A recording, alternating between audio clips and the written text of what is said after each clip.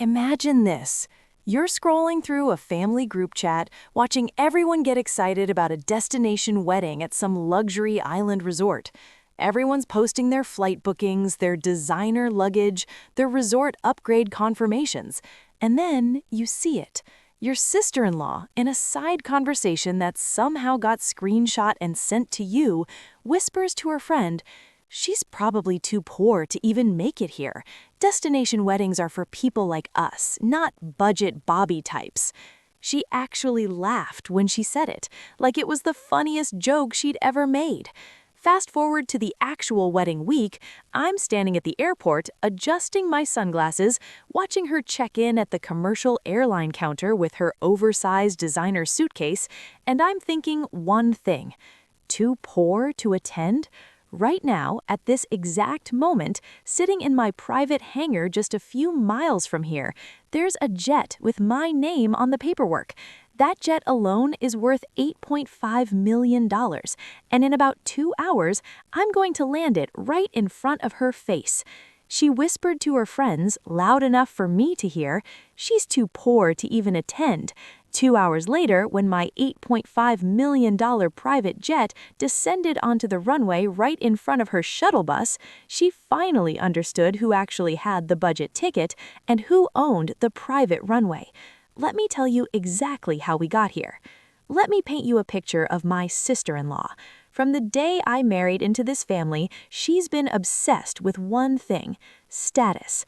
Not success, not happiness, not genuine connection, just status. The brands you wear, the resorts you vacation at, who's paying for what, how many Instagram story views you got from your latest luxury purchase.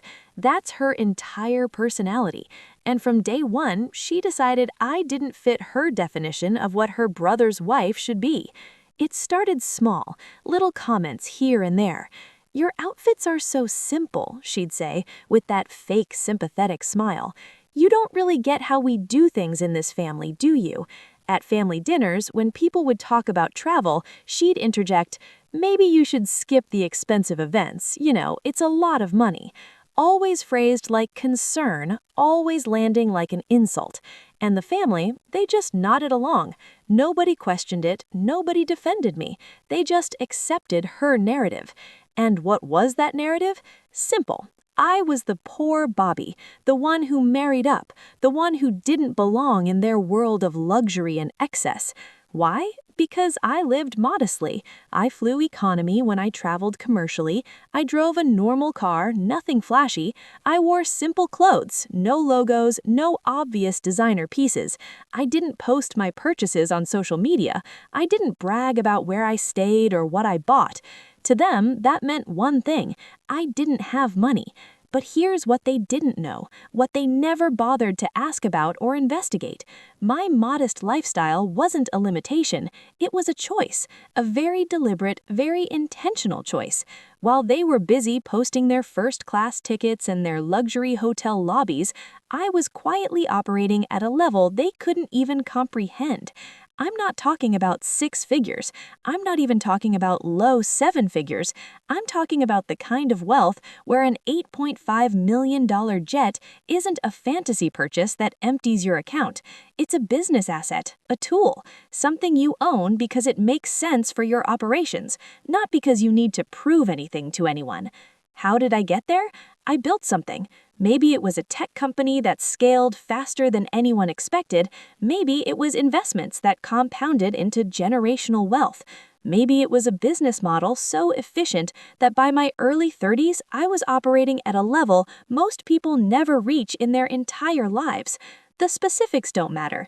What matters is this: I had the resources to own a private jet, maintain a hangar, pay for crew, fuel, maintenance, insurance, and still live comfortably without touching my principal. That's not rich, that's wealthy. There's a difference. But I never told them. Why would I? These are the same people who measure worth by how loud you are about it. The same people who think success means posting every upgrade, every purchase, every luxury experience. I operate differently. For me, the quieter you are, the more zeros you actually have. Real wealth whispers, insecurity shouts, and my sister-in-law, she was screaming. The wedding planning started months in advance. My husband's cousin was getting married at some exclusive island resort, the kind of place with private beaches, infinity pools, and room rates that make most people's monthly rent look like pocket change. And every single group chat message, my sister-in-law made it her personal mission to remind everyone how expensive this was going to be. Just so everyone knows, the resort rooms start at $800 a night. Send. Flights to the island aren't cheap, so book early. Send. There are optional excursions, but they're pretty pricey, so no pressure if you can't swing it. Every single message had this undertone, this passive-aggressive warning that not everyone might be able to afford this, and every single time I knew exactly who she was talking about. The group chat got worse as the date approached. People were posting their bookings, first-class flights, ocean view suites, spa packages, yacht excursions, and with every post, my sister-in-law would add a comment. So excited for everyone who can make it, we totally understand if some people need to sit this one out. She never said my name. She didn't have to. Everyone knew. Then came the actual trigger, the moment that changed everything. We were on a family video call, finalizing some last-minute details about the welcome dinner and group activities. Everyone was visible on screen, and at one point, my sister-in-law thought she had muted herself, or maybe she didn't care. She leaned over to someone off-camera, probably her husband, and loud enough for me and several others to hear, "Honestly, I didn't think she'd actually come. She's too poor to even attend. Destination weddings are for people like us, not budget Bobby types." She actually laughed when she said it, like it was the funniest joke she'd ever made. The group chat went silent for a second. A few people looked uncomfortable, someone coughed, my husband's face went red, but nobody said anything. Nobody corrected me, nobody defended me. They just accepted her narrative. And what was that narrative? Simple. I was the poor Bobby, the one who married up, the one who didn't belong in their world of luxury and excess. Why? Because I lived modestly. I flew economy when I traveled commercially. I drove a normal car, nothing flashy. I wore simple clothes, no logos, no obvious designer pieces. I didn't post my purchases on social media. I didn't brag about where I stayed or what I bought. To them, that meant one thing: I didn't have money. But here's what they didn't know, what they never bothered to ask about or investigate. My modest lifestyle wasn't a limitation, it was a choice, a very deliberate, very intentional choice. While they were busy posting their first-class tickets and their luxury hotel lobbies, I was quietly operating at a level they couldn't even comprehend. I'm not talking about 6 figures. I'm not even talking about low 7 figures. I'm talking about the kind of wealth where an $8.5 million jet isn't a fantasy purchase that empties your account. It's a business asset, a tool, something you own because it makes sense for your operations, not because you need to prove anything to anyone. How did I get there? I built something. Maybe it was a tech company that scaled faster than anyone expected. Maybe it was investments that compounded into generational wealth. Maybe it was a business model so efficient that by my early 30s, I was operating at a level most people never reach in their entire lives. The specifics don't matter. What matters is this: I had the resources to own a private jet, maintain a hangar, pay for crew, fuel, maintenance, insurance, and still live comfortably without touching my principal. That's not rich, that's wealthy. There's a difference. But I never told them. Why would I? These are the same people who measure worth by how loud you are about it. The same people who think success means posting every upgrade, every purchase, every luxury experience. I operate differently. For me, the quieter you are, the more zeros you actually have. Real wealth whispers, insecurity shouts, and my sister-in-law, she was screaming. The wedding planning started months in advance. My husband's cousin was getting married at some exclusive island resort, the kind of place with private beaches, infinity pools, and room rates that make most people's monthly rent look like pocket change. And every single group chat message, my sister-in-law made it her personal mission to remind everyone how expensive this was going to be. Just so everyone knows, the resort rooms start at $800 a night. Send. Flights to the island aren't cheap, so book early. Send. There are optional excursions, but they're pretty pricey, so no pressure if you can't swing it. Every single message had this undertone, this passive-aggressive warning that not everyone might be able to afford this, and every single time I knew exactly who she was talking about. The group chat got worse as the date approached. People were posting their bookings, first-class flights, ocean view suites, spa packages, yacht excursions, and with every post, my sister-in-law would add a comment. So excited for everyone who can make it, we totally understand if some people need to sit this one out. She never said my name. She didn't have to. Everyone knew. Then came the actual trigger, the moment that changed everything. We were on a family video call, finalizing some last-minute details about the welcome dinner and group activities. Everyone was visible on screen. There's a difference between being humble and being disrespected. This time, I'm not staying quiet. This time, the facts are going to speak for themselves. He understood. He'd watched his sister belittle me for years. He'd heard the comments, seen the eye rolls, felt the tension at family gatherings. He loved his sister, but he also knew she needed a reality check. And honestly, I wasn't doing this to show off. I was doing this to set a boundary, to make it crystal clear that her narrative about me was wrong, and that from this point forward, the disrespect stops. My plan was simple. I wasn't going to announce anything in advance. I wasn't going to post about it. I wasn't going to give anyone a heads up. I was just going to show up. But not the way they expected, not on their timeline, not on their terms, not in the way that fit their assumptions about me. First, I coordinated with the resort and the local FBO, the fixed base operator that handles private aviation at the island. I confirmed that my jet could land at the nearby private airstrip and that ground transport to the resort could be arranged. The timing was crucial. The family was flying in on a commercial flight that landed early afternoon. They'd take a shuttle from the main airport to the resort, about a 40-minute drive. I timed my arrival to land at the private terminal around the same time their shuttle would be passing by on the coastal road. Perfect visibility, perfect timing, undeniable impact. Second, I informed my crew. They were professional, discreet, and used to unusual requests. We're flying to the island for a family wedding, I told them. Departure is scheduled at 10 a.m., arrival around 1 p.m. local time. Standard approach, but I want the landing to be visible. No rush, no shortcuts. Clean, smooth, and right on schedule. They confirmed everything. Flight plan filed, fuel calculated, catering arranged, weather checked. Everything perfect. Third, my outfit. I wasn't going to show up in full designer overdrive. That's not who I am, and it would look like I was trying too hard. Instead, I chose something simple but sharp. Well-fitted pants, a crisp blouse, minimal jewelry, good sunglasses. The kind of look that says, I have money, but I don't need to scream about it. Rich, not flashy. Confident, not desperate. The jet would do all the talking. I just needed to look like someone who belonged on it. My husband asked me one more time the night before we left, "Are you sure about this? It's going to cause a scene." I smiled. She's been causing scenes about me for years. She just did it behind my back, in group chats, in whispers, in passive-aggressive comments. Tomorrow, there's only going to be one scene, and it's not going to be created by me. It's going to be created by the truth. All I'm doing is showing up.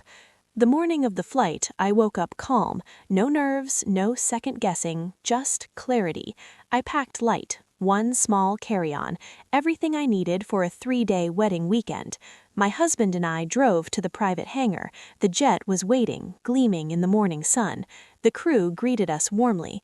"Ready for the island, Mrs.?" the captain asked. I nodded. "More ready than you know." We took off smoothly, climbing into clear skies, the city shrinking below us. My husband sat across from me, grinning. "This is going to be legendary," he said. I just sipped my coffee and looked out the window. The flight was smooth. 2 hours of quiet, comfort, and anticipation. No security lines, no delays, no cramped middle seats or crying babies. Just us, the crew, and the hum of the engines. As we began our descent, I looked out at the island. Turquoise water, white beaches, the resort visible on the coast. The captain's voice came through the cabin intercom. "We'll be landing in 5 minutes. Weather is perfect. Ground transport is waiting." I checked my watch. Right on schedule. The commercial flight my sister-in-law was on had landed 30 minutes ago. By now, they'd be on the shuttle bus, driving along the coastal road toward the resort. And if my timing was right, they'd have a perfect view of the private airstrip. The jet touched down smoothly. We taxied toward the FBO terminal, and through the window I could see it. The shuttle bus, parked at a scenic overlook, probably a scheduled photo stop. I could see people standing outside, phones out, taking pictures of the ocean. And among them, I saw her, my sister-in-law, in her oversized designer sunglasses and her resort wear, laughing with a cousin, completely unaware of what was about to happen. The jet came to a stop about 100 yards from where they were standing, close enough to see clearly, far enough to be cinematic. The stairs lowered, the crew opened the door. I stood, adjusted my sunglasses, grabbed my carry-on, and stepped out. The sun hit me immediately, warm and bright. I descended the stairs slowly, calmly, like I'd done this 1,000 times, because I had. At first, nobody noticed. They were too busy with their photos, their conversations, their excitement about arriving at the resort. But then I heard it, someone's voice cutting through the chatter. "Wait, is that her?" Heads turned, phones lowered, the chatter stopped, and then I saw her face, my sister-in-law. Her smile froze, her eyes went wide, her mouth opened slightly like she couldn't quite process what she was seeing. I walked toward the group slowly, my husband beside me. The crew waved politely from the jet. "Have a wonderful time at the wedding, Mrs. We'll be ready for your return flight on Sunday." I waved back, then turned to the family. They were all staring. Some looked impressed, some looked confused, some looked like they'd just witnessed a magic trick and were trying to figure out how it was done. I reached the group and smiled. "Hey everyone, sorry we're a little late. Had to adjust the schedule at the private runway. You know how it is." Silence. Complete, awkward silence. My sister-in-law was still frozen, her brain clearly struggling to reconcile what she was seeing with what she'd believed about me for years. I let the silence hang for a moment, then looked directly at her. My tone was light, casual, but the words were sharp. I heard somebody was worried I was too poor to attend. Thankfully, the jet fuel card still works. A few people laughed nervously. One cousin muttered, "Private jet? Since when?" My husband grinned and said, "Since always, you just never asked." My sister-in-law finally found her voice. You have a private jet?" "I do. $8.5 million Phenom 300. Had it for about 2 years now. It's mainly for business, but weddings work too." She tried to recover, forcing a smile. "Wow, that's amazing. I had no idea."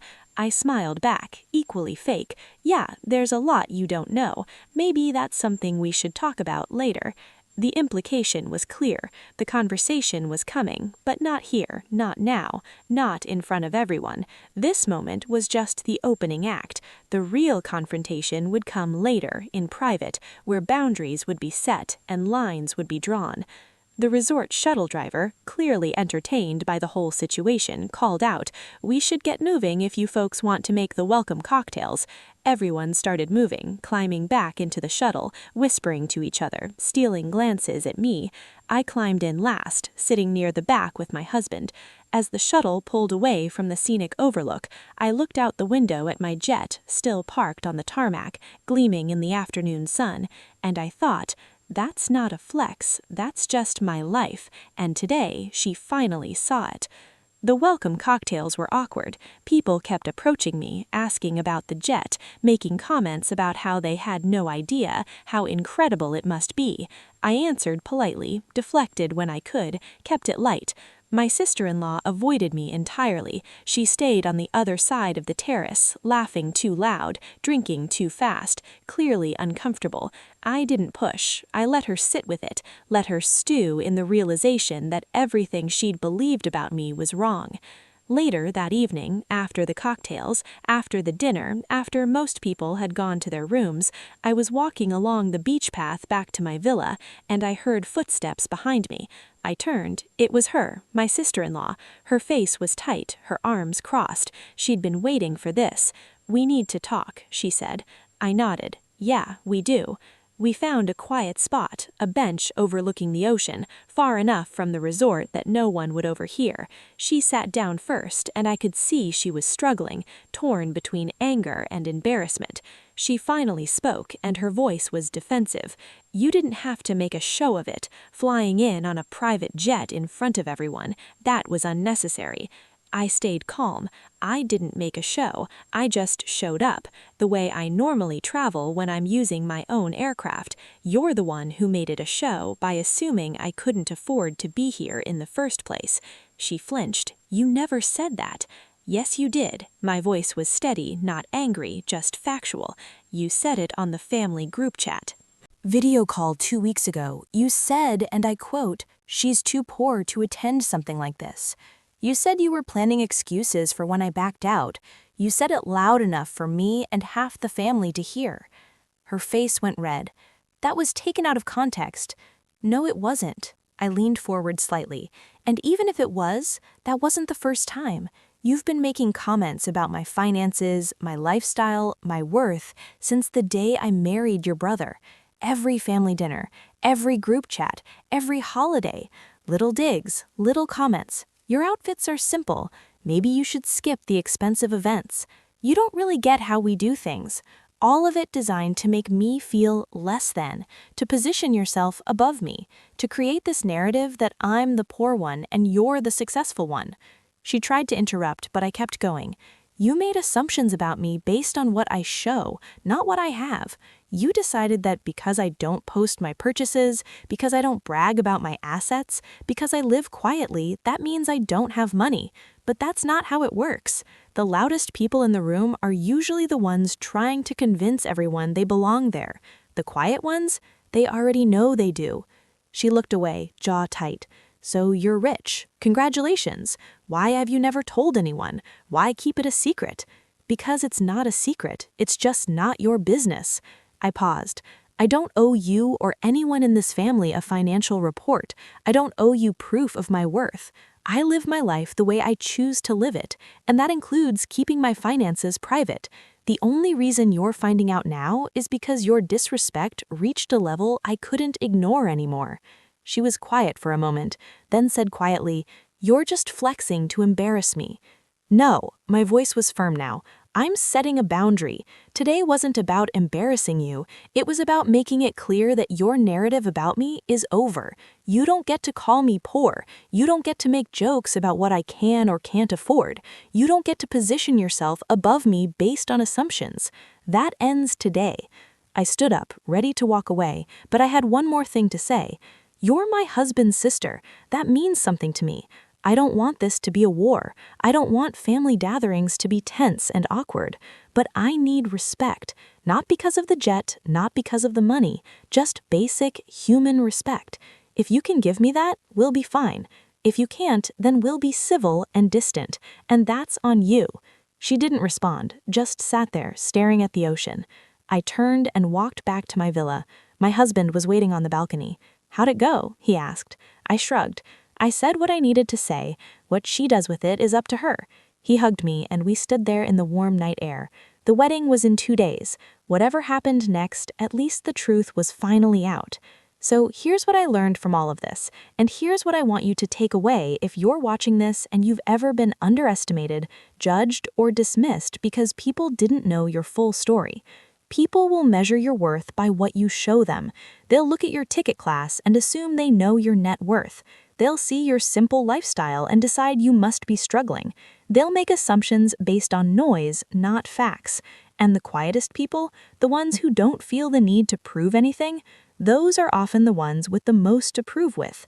Real wealth doesn't announce itself. It doesn't need to. It operates quietly, efficiently, strategically. It's the person flying economy because they own the airline stock. It's the person driving a normal car because their investment portfolio is doing the real driving. It's the person wearing simple clothes because their confidence doesn't come from logos. When you're secure in what you have, you don't need to broadcast it. You just live it. But here's the other lesson. Being humble doesn't mean accepting disrespect. There's a difference between choosing not to flaunt your success and letting people walk all over you because they've underestimated you. When someone repeatedly crosses the line, when they make assumptions that hurt you, when they use your humility as permission to belittle you, sometimes the kindest thing you can do for yourself and for them is to correct the narrative. Not with words, with facts. My sister-in-law whispered at a destination wedding that I was too poor to attend. When my $8.5 million private jet landed right in front of her shuttle bus, one thing became crystal clear. I wasn't the budget Bobby she'd created in her head. I wasn't the embarrassment she'd tried to make me. I was the plot twist her whole story didn't see coming. And sometimes that's the best kind of revenge. Not loud, not messy, just undeniable.